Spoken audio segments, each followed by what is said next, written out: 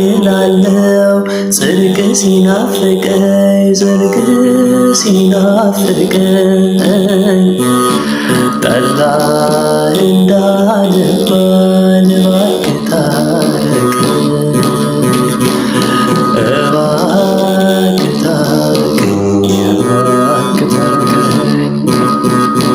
ለመልካም አድርገው እስቲ የኔን ነገር ፍጻሜ ሳላይ ቀረብ ያለ